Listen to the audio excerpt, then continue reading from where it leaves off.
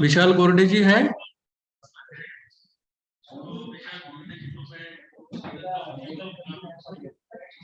उनका माइक और वीडियो बंद है। विशाल गोरडे जी, आपका माइक और वीडियो शुरू कर दीजिए। माइक और वीडियो शुरू कीजिए।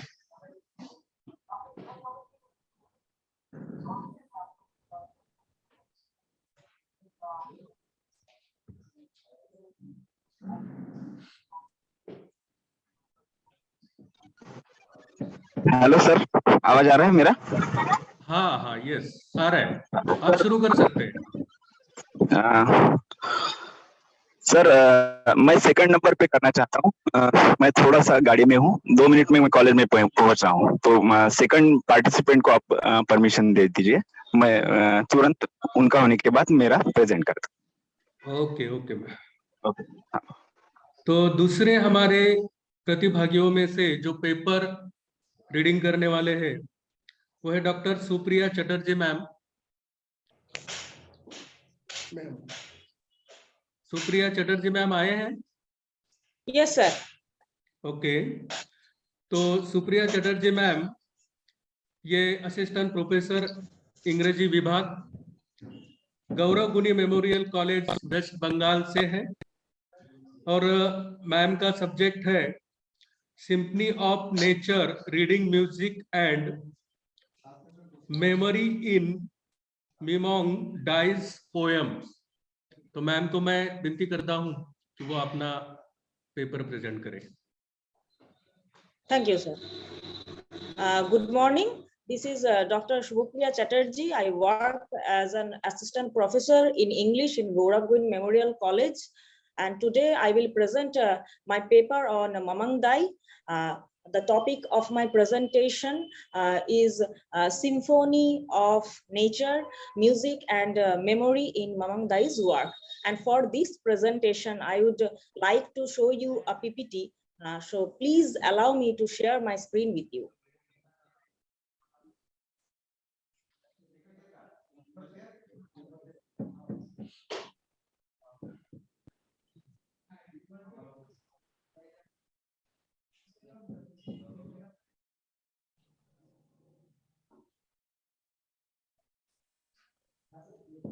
Sorry.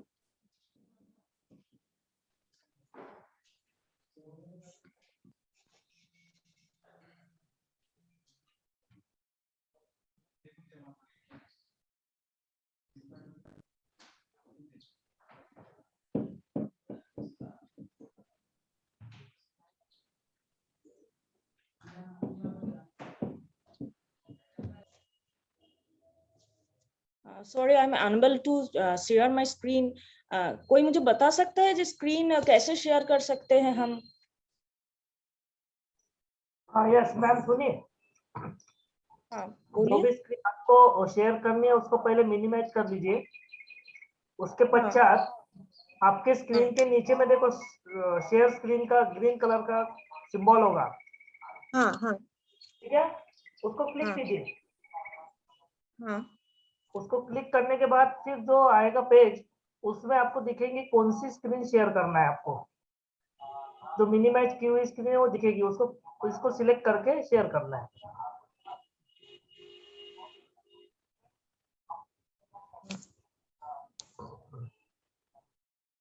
नहीं जम रहा?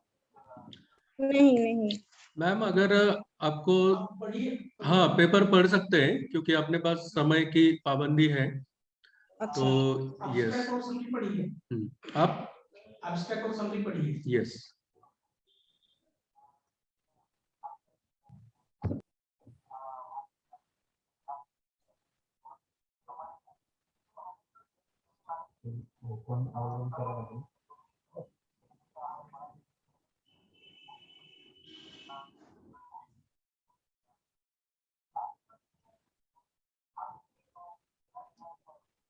ओके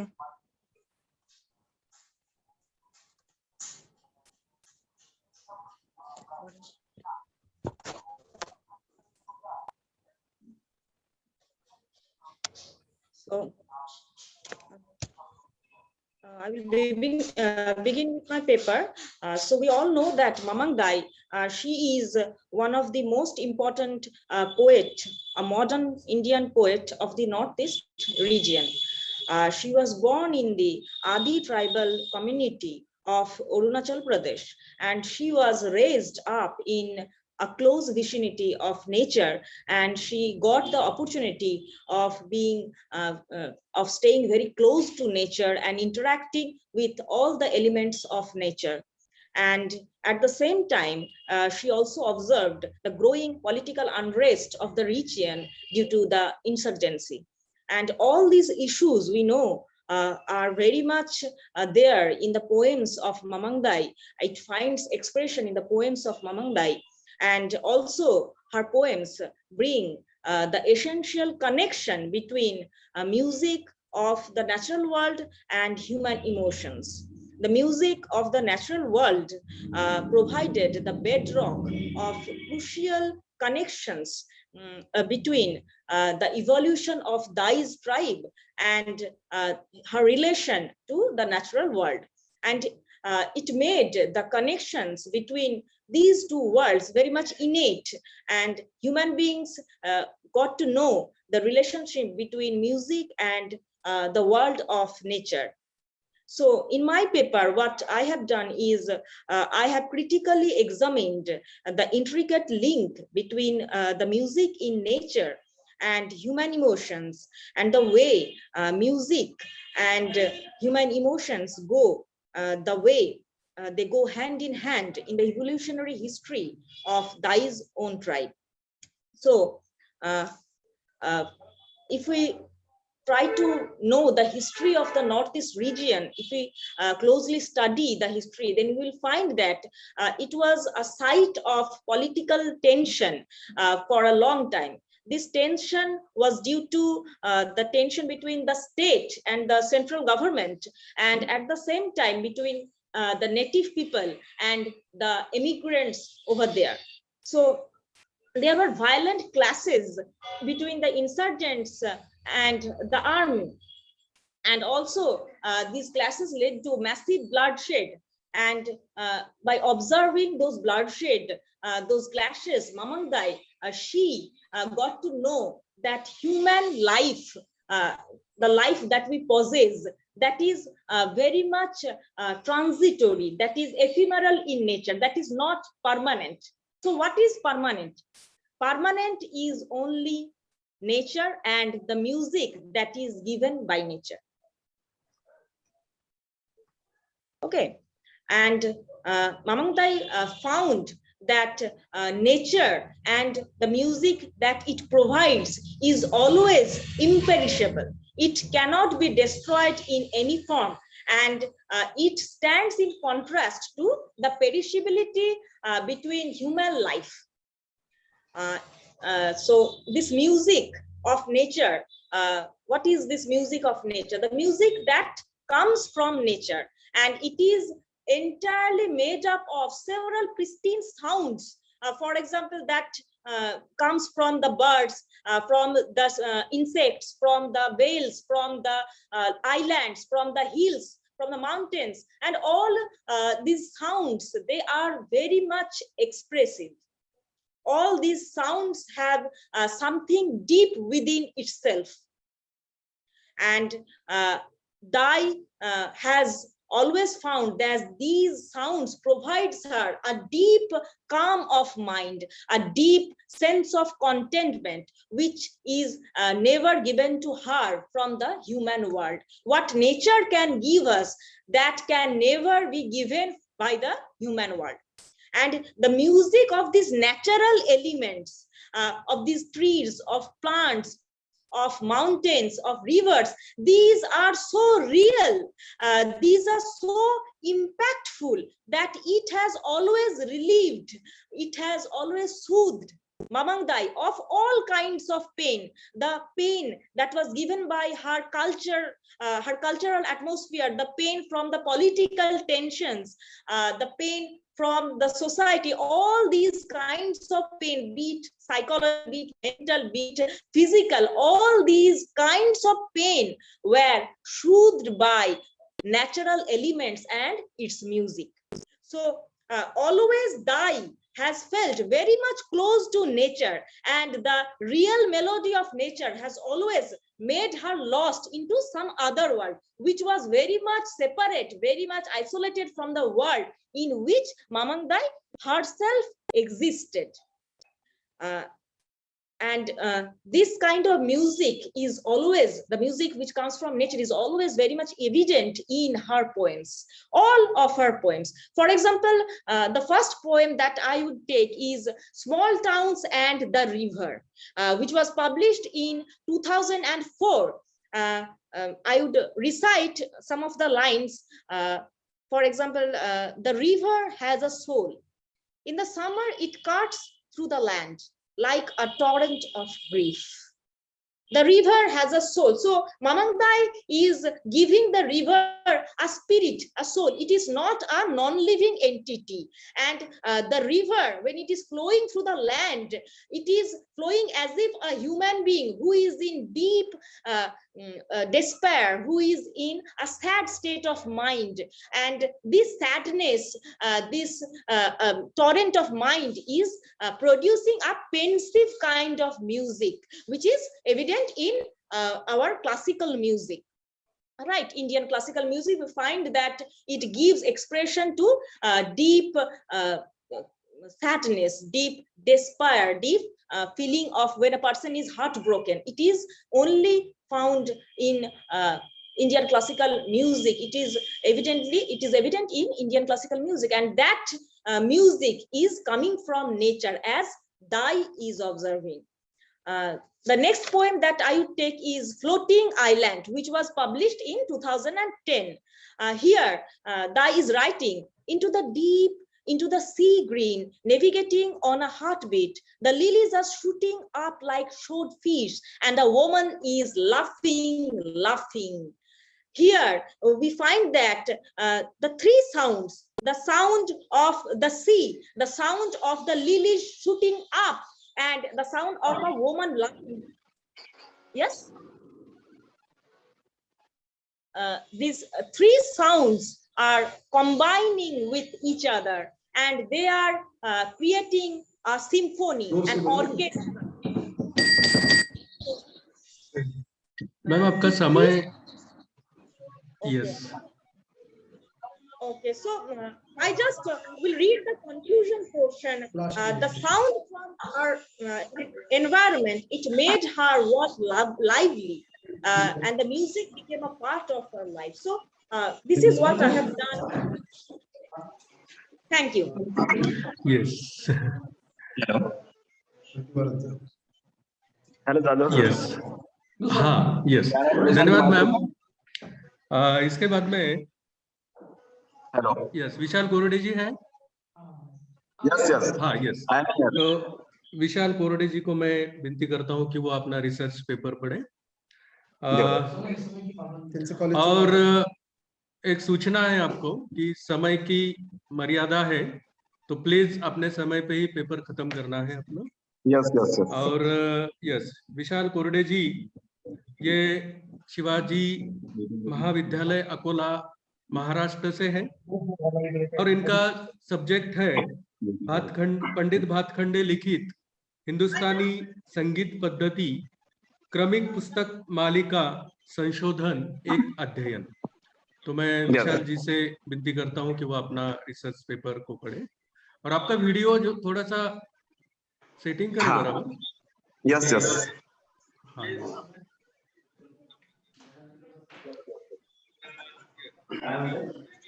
हेलो सर, दिख रहा हूँ बराबर? हाँ, यस यस यस. कंटिन्यू. नमस्ते शारदे देवी सरस्वती मति प्रदे वसत्वम मम जीवाग्रे सर्व विद्या प्रदा भव. माता सरस्वती को वंदन करता हूँ. कार्यक्रम की अध्यक्षा डॉक्टर वैखरी बजलवार, हमारे पीएचडी के गुरु डॉक्टर किशोर देशमुख सर, उपस्थित सभी सहभागी, साथ ही साथ आज के कार्यक्रम के आयोजन समिति के सभी माननीय गणमान्य जी, आप सभी को मैं वंदन करता हूं, आपकी इजाजत लेता हूं। पंडित विष्णु नारायण भातखंडे, जिन्हें हम संगीत उद्धारक कहते हैं, भारतीय शास्त्रीय संगीत में हिंदुस्तानी संगीत पद्धति क्रमिक पुस्तक मालिका ग्रंथ की निर्मिति लिखान करके उन्होंने भारतीय शास्त्रीय संगीत को गुरु शिष्य परंपरा के साथ साथ महाविद्यालयीन संगीत परंपरा को जोड़ने का एक महत्वपूर्ण कार्य किया है। पंडित विष्णु नारायण भातखंडे के ग्रंथों के बारे में हम सब जानते हैं। मैं कुछ बिंदु आपके सामने रखना चाहता हूं, समय की पाबंदी है। विशेषतः ग्वालियर, जयपुर, आगरा, रामपुर, सहसवान घरानों की बंदिशों को पंडित जी ने एकत्रित किया। विशेषतः 1909 से 1932 के दरमियान पंडित जी ने प्रथम से षष्ठम भाग तक अपने ग्रंथों का प्रकाशन किया। और विशेष बात मैं यहाँ कहना चाहता हूं कि पंडित जी ने सिर्फ बंदिशों को लिपिबद्ध नहीं किया, तो बंदिशों को लिपिबद्ध करके उस घराने के दिग्गज कलावंतों से उसे चेक किया, उसका प्रूफ रीडिंग किया और उसके बाद हिंदुस्तानी संगीत पद्धति क्रमिक पुस्तक मालिका को प्रकाशित किया, जिसका आज हम सब उपयोग कर रहे हैं। विशेषतः पंडित भातखंडे जी ने 1 से 4 ग्रंथों की रचना जब की, उसमें ठाट वर्गीकरण पद्धति को महत्व दिया है और पंचम और षष्ठम जो ग्रंथ है उसमें रागांग वर्गीकरण को प्राधान्य दिया है। यानी हम ऐसा कह सकते हैं कि पंडित भातखंडे ने ठाट वर्गीकरण पद्धति को तो अंगीकारा था, साथ ही साथ नए आने वाले कुछ रागों को रागांग वर्गीकरण पद्धति के लिए भी छोड़ा था। तो मैं मेरा प्रेजेंटेशन यहाँ समाप्त करता हूँ और मैंने जानकारी पूरी मेरे पेपर में दी है, तो मैं सबसे अनुरोध करता हूं कि आप जरूर इस पेपर को पढ़िए। और फिर से एक बार मैं आयोजन समिति को, हमारे जाधव सर, हमारे शरद गजभिये सर और सभी विभाग के जो अतिथि है, साथ ही साथ जो आयोजक समिति है, उनका मैं तहे दिल से आभार व्यक्त करता हूं। धन्यवाद। बहुत बहुत धन्यवाद सर, अपने समय का ख्याल रखा और अपना समय के पहले ही अपना पेपर खत्म किया। बहुत बहुत धन्यवाद। तो इसके बाद में डॉक्टर अस्मिता नानोटी मैम, अशोक मोहरकर कॉलेज अड्याळ, भंडारा, महाराष्ट्र से हैं। मैम का सब्जेक्ट है मैत्री साहित्य और मैत्री साहित्य आणि संगीताची, ये मराठी में है। तो मैं डॉक्टर अस्मिता मैम को विनती करता हूं कि वो अपना पेपर रीडिंग करें। माइक शुरू कीजिए मैम आपका।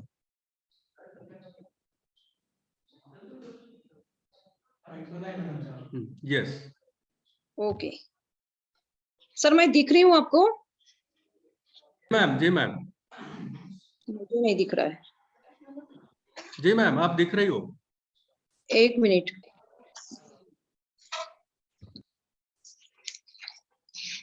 सर मला मी काहीच नाही दिसत आहे। हॅलो, हाँ सर। यस मैम, आप शुरू कर सकते हैं, आप दिख रहे हो। Yes okay okay, 1 minute. हाँ हाँ सर। सर्व मान्यवर आणि सर्व उपस्थित असलेल्या मान्यवरांना विनम्र भावे नमस्कार। मी डॉक्टर अस्मिता नानोटी, अशोक मोहरकर कला वाणिज्य महाविद्यालय अड्याळ येथून साहित्य आणि संगीताची मैत्री हा विषय मी आपल्यासमोर सादर करते आहे। आणि तत्पूर्वी मला आयोजकांनी जी संधी दिली त्याबद्दल मी आधीच त्यांचे आभार मानते आहे। धन्यवाद। शब्दांचा उपयोग संगीतात आणि संगीताचा उपयोग साहित्यात अगदी पौराणिक काळापासून होत आहे। सृष्टीच्या निर्मितीनंतर प्रथम ओम शब्द ध्वनी प्रगट झाला असे म्हटले जाते। सूक्ष्मदृष्टीने विचार केला असता असे सिद्ध होते की प्रथम स्वर निर्माण झाले, नंतर व्यंजनाची उत्पत्ती झाली असावी. शब्दांमुळे साहित्य निर्माण झाले. सरस्वती मातेच्या एका हातामध्ये ज्ञान पुस्तिका आणि एका हाती विणा हे सर्वांना ज्ञात आहे. वैदिक काळात सुद्धा ऋग्वेदातील ऋचा स्वरात म्हणण्याचा प्रघात होता. देवदेवतांना प्रसन्न करण्यासाठी असलेली स्तवने अथवा प्रार्थना या स्वरतालामध्ये बांधलेल्या असत. त्यामुळे संगीत आणि साहित्य यांचा एक अनोखा बंध तयार झाला. 12व्या शतकामध्ये जयदेव हे प्रतिभावान कवी आणि संगीतज्ञ आपल्या गीत गोविंद या ग्रंथाने अमर झाले. यात राधाकृष्णासंबंधी प्रबंध गीते आहेत. त्या काळी ही गीते कोणत्या रागामध्ये म्हणावी हे सुद्धा त्यांनी लिहून ठेवले आहे. काव्य म्हटले की ते गेय असते हे सर्व श्रुत आहे. भारतीय संस्कृतीचे आणि धर्मग्रंथ काव्यमय आहे. स्कंद पुराणातील काव्य अर्थात साहित्य भगवान विष्णूच्या श्रीमुखातून गायले जाते. लवकुश काव्याद्वारे रामायण रघुरायाच्या नगरीमध्ये गातात. साहित्य काव्याने इथे संगीताचे जीवाभावाचे नाते ओळखले जाते. प्राचीन मूर्तिकलेतही संगीताचा महिमा सर्वसाक्षी आहे. म्हणून म्हणावेसे वाटते की संगीत हे अणुरेणूमध्ये व्यापलेले आहे. आध्यात्मिक उन्नतीचे मूळ संगीत. संत कबीर आपल्या काव्यातून जनमानसात सांगतात, साधो यह तन थाट तंबुरे का. हे साधूंनो, हे शरीरच तंबोरा आहे आणि रागनिर्मितीचा थाट आहे. या तंबोऱ्याच्या तारा स्वरात लावल्या असता हरी नामस्मरण श्रवणीय होते. संत मीराबाई म्हणतात की हरिगुण गावत नाचुंगी मी माझ्या हरीचे कृष्णाचे गुणगान करीत सारखे नृत्य करीत राहीन. संत रामदास, संत तुकाराम, संत ज्ञानेश्वर सर्व संतांनी आपल्या काव्यातून अभंगातून आध्यात्मिक उन्नतीचे मूळ संगीत आणि संत वाङ्मय आहे हे सिद्ध केलेले आहे. साहित्य आणि संगीताशिवाय जीवन म्हणजे मिठाशिवाय भोजन आहे. जन्मापासून मृत्यूपर्यंत संगीताने आपले प्रतिनिधित्व अत्यंत निष्ठेने प्रतिपादित केलेले आहे. साहित्य आणि संगीत ही भाव अभिव्यक्तीची दोन प्रमुख साधने आहेत. शब्द आणि स्वर यातून मनाच्या वेगवेगळ्या अवस्था प्रगट होतात. वर्षानुवर्षांच्या संस्कारातून काही वाद्ये आणि विशिष्ट भावना यांचा अतूट संबंध निर्माण झालेला आहे. सनई पावित्र्याशी, बासरी अध्यात्म आणि भक्तीशी, ढोल ताशे उत्सव प्रियतेशी आणि बँड व इतर तत्सम वाद्ये सैनिकी जोशांशी, संतूर वाद्य मनातील हळव्या भावनांच्या तरंगाशी, सतार आणि सरंगी कारुण्याशी संवाद साधण्यामध्ये यशस्वी झाले आहेत. यात शब्द नसतात, पण विशिष्ट भाव निर्माण करण्याची जबरदस्त ताकद त्यांच्यामध्ये असते. कुठलाही भाव किंवा भावना यांना आकार नसतो. त्या निर्गुण निराकार असतात. त्यांना आकार देऊन दुसऱ्यांपर्यंत पोहोचविण्याचे कार्य साहित्य किंवा संगीत करते. शब्द स्वरांचा करुण भाव, शब्दातील भावनांना, शब्दातील गतीला सर्वसाधारण रूप देण्याचे कार्य संगीत करते. ने मजसी ने परत मातृभूमीला हे गीत जर उदाहरण म्हणून घेतले तर गीत विशिष्ट चालीमध्ये गतीत म्हटले तर त्यातून जो कारुण्याचा भाव निर्माण होणे अपेक्षित आहे तो उत्पन्न होईल. परंतु हे गीत एखाद्या लहान मुलाने नुसतेच जर म्हटले किंवा वेगवेगळ्या वयोगटातील जर व्यक्तींनी जर गायले तर स्वरातालाचा आधार न घेता जर ते गायले तर त्यातून अपेक्षित भाव अभिव्यक्त होऊ शकणार नाही. स्वर तालातील विशिष्ट विरहयुक्त बंदिशीमध्ये जेव्हा ने मजसी ने हे शब्द चपखलपणे जाऊन बसतात तेव्हा ते जिवंत होऊन अपेक्षित परिणाम साधू शकतात. काही संगीतकार म्हणतात, शास्त्र न जाणणाऱ्या श्रोतांना रिझविल तेच खरे संगीत. संगीताने बोलके केले साहित्याला. साहित्य सांगते संगीताने निसर्गावर परिणाम होतो, रोपांची वाढ होते, गाई म्हशी दूध देतात, माणसांचा रक्तदाब कमी करणे, ज्वर कमी करणे, एकंदरीत रोग निवारण करण्याची शक्ती संगीतात आहे. आणि साहित्य म्हणते मला अर्थ आहे, मला बोलके संगीतानेच केलेले आहे. संगीत म्हणजे गान सरस्वतीच्या मंदिरात प्रवेश करायचा असेल तर 7 शुद्ध स्वरांच्या, 4 कोमल स्वरांच्या आणि तीव्र स्वराच्या अशा 12 पायऱ्या चढाव्या लागतात तरच माता सरस्वतीचे दर्शन होते. हे सर्व संगीत साधकांना ज्ञात आहे आणि हे सर्व करण्याची साधना करावी लागते. साहित्य म्हणजे संगीत कला साध्य करायची असेल तर आकांक्षेला प्रयत्नांची जोड करून साधना करा. सप्तसुरांचा स्वर्ग जवळच आहे. धन्यवाद सर. Thank you ma'am. आपने बहुत अच्छी तरह से आपका पेपर प्रेजेंट किया है और इसके बाद में मैं, चूंकि अपने पास समय बहुत कम है, मनोज राई सिक्किम से है, उनको मैं विनती करता हूं कि वो अपना पेपर प्रेजेंट करें. उनका सब्जेक्ट है importance of music in eco culture tourism. तो मनोज राय जी से मैं विनती करता हूं कि वो पेपर को प्रेजेंट करें। हेलो। हाँ, यस सर, जी शुरू कर सकते हैं। सर, मैं ऑडिबल सर? यस सर, बिल्कुल। Thank you so much. Good morning, all. First of all, I'd like to extend my gratitude to the organizing committee for giving me an opportunity to present my paper. And I also would like to thank my supervisor, Dr. Surendra Kumar, who is just going to deliver his lecture today's session, for initiating me in such a progressive way. Yes, actually, my paper is in importance of music in eco-cultural tourism, a case study of Sikkim. So let's discuss first what is ecotourism and eco-cultural tourism. Ecotourism means nature-friendly activities in tourism, introduce natural areas of traveling or trekking to appreciate the nature and the culture, not to disturb the integrity of the ecosystem while creating the economic opportunities. When the ecotourism combines with cultural activities can be seen in the villages, it can be called as eco-cultural tourism.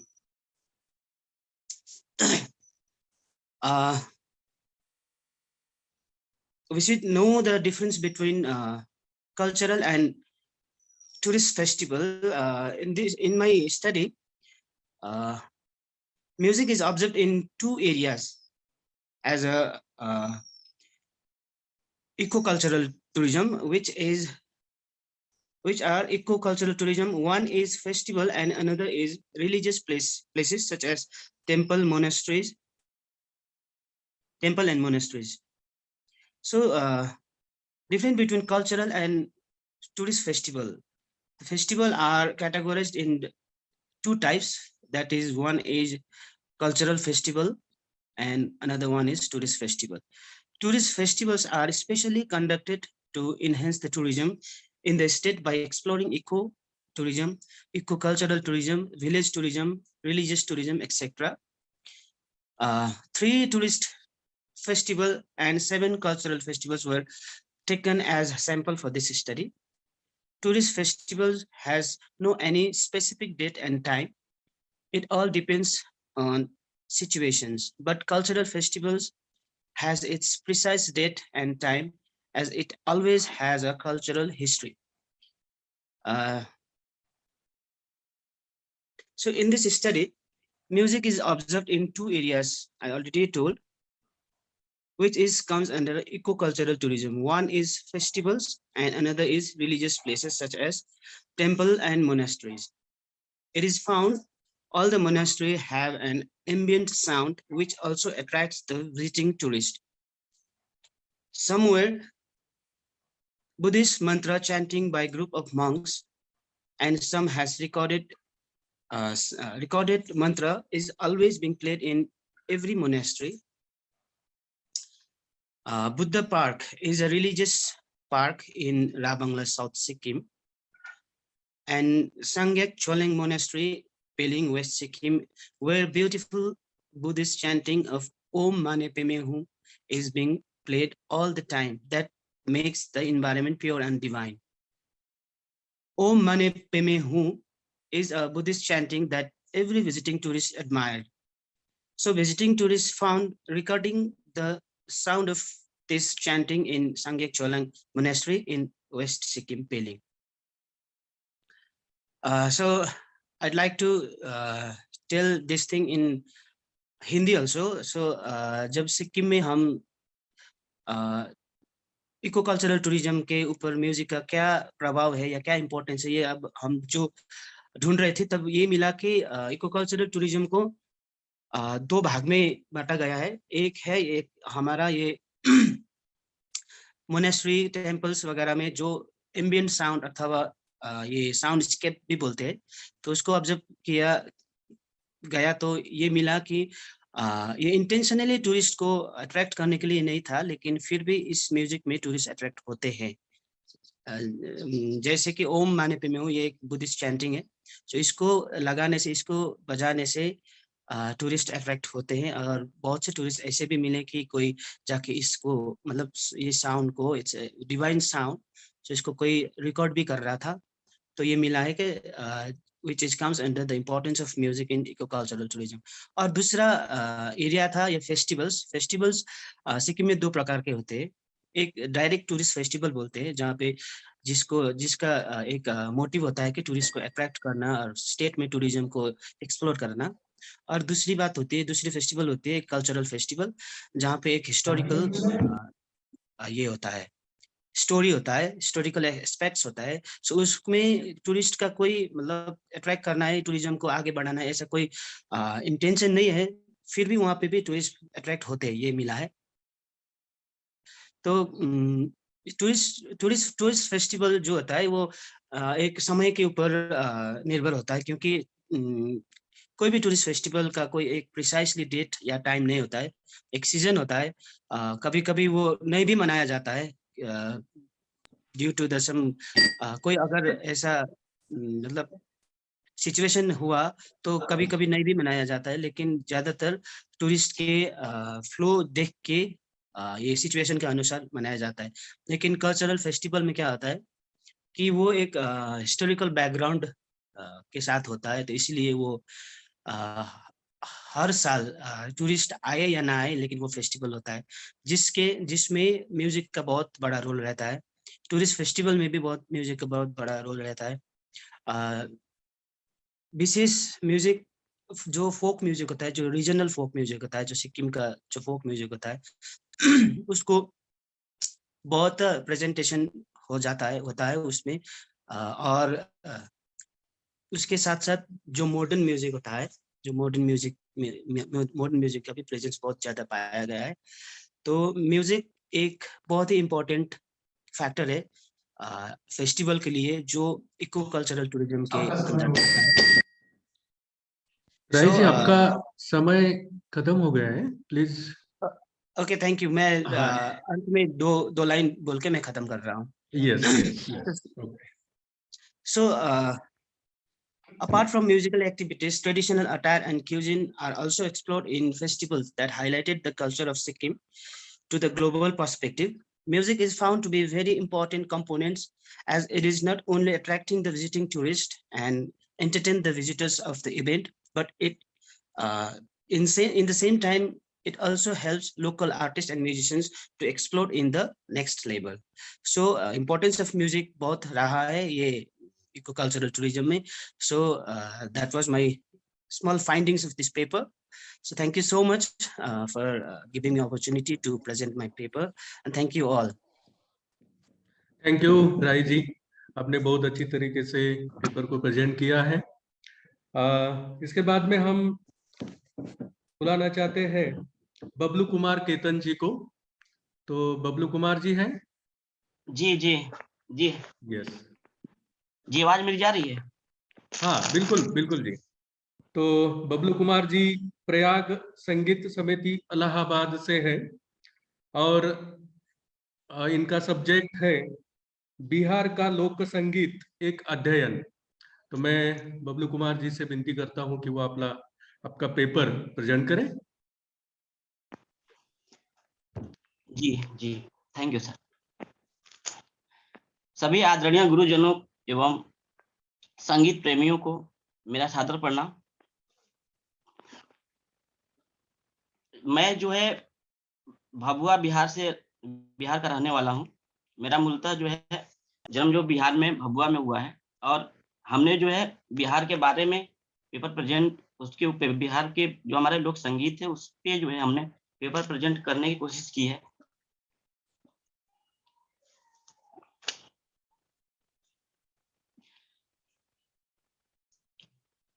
लोक संगीत किसी भी देश प्रदेश के लोक जीवन में व्याप्त सभ्यता एवं संस्कृति का आईना होता है। लोक संगीत एवं लोक संस्कृति का बहुत ही गहरा संबंध रहा है। लोक संगीत को लोक संस्कृति से कदाचित अलग नहीं किया जा सकता। मानव जीवन का कोई भी अनुष्ठान या लोकोत्सव लोक संगीत के बिना शून्य सा लगता है। अतः किसी भी प्रदेश का लोक संगीत वहां की संस्कृति का अभिन्न अंग होता है।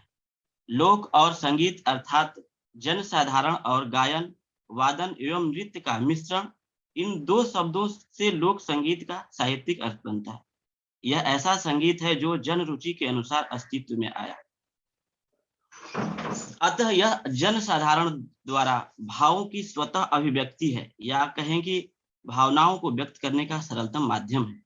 जीवन और संगीत के नैसर्गिक संबंध का जितना वास्तविक परिचय हमें लोक संगीत द्वारा मिलता है, उतना अन्य किसी संगीत में नहीं मिलता।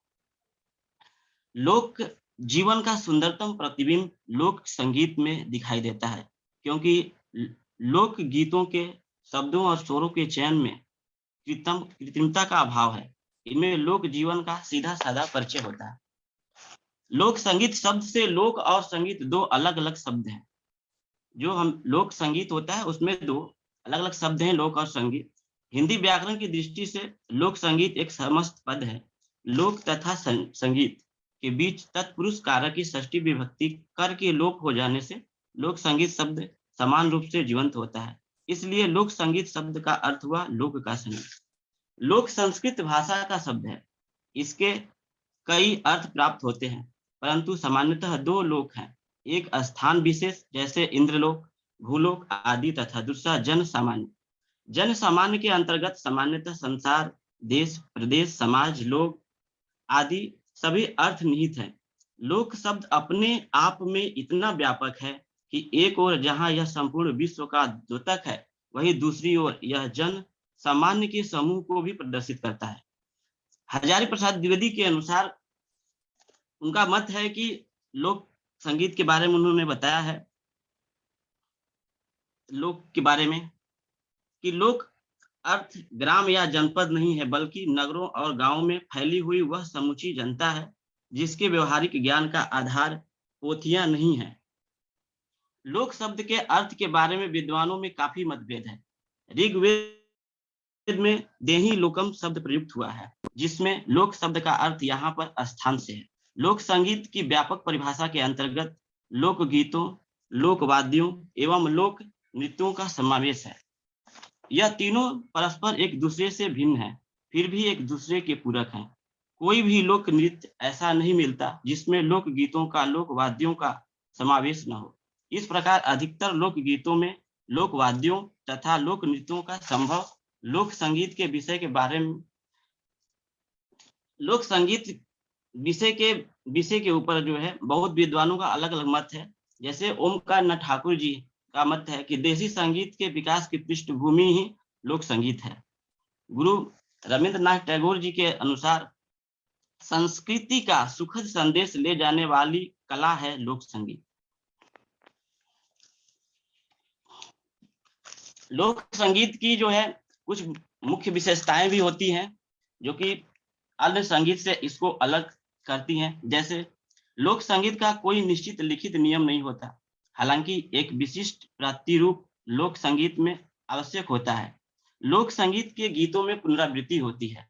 गीत की पहली पंक्ति महत्वपूर्ण होती है और सामान्यतः अन्य पंक्तियों का निर्धारण इसी के लय पर होता है।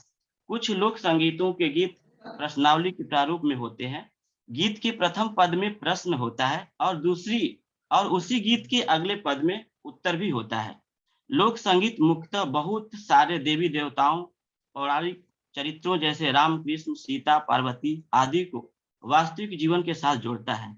ये संगीत सबसे पिछड़े हुए लोगों को भी खड़े होने और मुकाबला करने के लिए प्रोत्साहित करते हैं। लोक संगीत के गीत प्राकृतिक और प्रवाही होते हैं। लोक संगीत के प्रसिद्ध विषय हैं कृषि गीत, जातियों के गीत, क्षेत्र के गीत, बच्चों के गीत, देवी देवताओं इत्यादि। लोक संगीत स्टूडियो में रिकॉर्ड या मंच पर प्रदर्शित ना होकर लोगों द्वारा गाया जाता है। लोग इन गीतों को दूसरों के साथ गाकर सीखते हैं तथा एक पीढ़ी से दूसरी पीढ़ी को हस्तांतरित करते हैं। इसीलिए हर क्षेत्र का अपना लोक संगीत है। इन्हीं क्षेत्रों में बिहार भी एक क्षेत्र है जो सदियों से लोक संगीत के क्षेत्र में अत्यंत भूमिका निभाता आ रहा है। बिहार भारत के उत्तर पूर्वी में स्थित एक पूर्वी प्रसिद्ध ऐतिहासिक राज्य है और इसकी राजधानी पटना है। अंग्रेजों ने इसकी स्थापना 12 मार्च 1912 को की थी। यह जनसंख्या की दृष्टि से भारत का तीसरा सबसे बड़ा प्रदेश है, जिसकी कुल बबलू जी, जनसंख्या जी प्लीज आपका समय खत्म हो गया है, जी ये थैंक यू समाप्त हो गया है। जी जी थैंक यू जी sir, thank you so much. Okay, धन्यवाद बबलू कुमार जी। तो बहुत ही अच्छी तरीके से सभी लोगों ने अपने पेपर प्रेजेंट किए हैं। मैं सभी का बहुत बहुत शुक्रिया अदा करता हूं और उनका धन्यवाद व्यक्त करता हूं। ज्यादा समय न लेते हुए, क्योंकि पूरी कॉन्फ्रेंस के जो आज के स्पीकर हैं वो बहुत अच्छी तरीके से उनके सब्जेक्ट को बताने वाले हैं और पूरा एंजॉय हम लोग दिन भर करने वाले हैं। तो ज्यादा समय न लेते हुए मैं आज के इस सत्र के अध्यक्ष डॉक्टर वैखरी वजलवार मैम, इनको मैं विनती करता हूं कि वो कुछ दो शब्द कहें। धन्यवाद सर। सबसे पहले तो मैं आपका जो कॉलेज है DL Balkhande college of arts and commerce, इनके जो मैनेजमेंट है और जो प्रिंसिपल है, इन सभी की मैं बहुत बहुत शुक्रगुजार हूँ कि आज इन्होंने मुझे आज इस आपके सम्मेलन में सहभागी होने की अनुमति दी। आपके इस सम्मेलन का जो टॉपिक है, aesthetics in various types of music and its impact on humanity, सही में ये एक विचार करने जैसे ही एक विषय है और इस पर कल से भी मैंने ये आपका सेमिनार अटेंड किया है, जो चयन हुआ है। तो मुझे ये लगता है कि आपके इस सब्जेक्ट को, आपके इस विषय को इस सभी चयन से ये जो विषय है ये उभर आया है। और आज का जो ये पेपर प्रेजेंटेशन है, इसमें विशाल जी कोरडे, डॉक्टर सुप्रिया चैटर्जी, डॉक्टर अस्मिता नानोटी, डॉक्टर मनोज राय जी, बबलू कुमार जी, इन्होंने भी अलग अलग जो एस्पेक्ट्स लिए हैं इस सब्जेक्ट को हमारे समक्ष लाने में। तो इन्होंने यहाँ सब अभ्यासपूर्ण अपना पेपर प्रेजेंटेशन दिया है।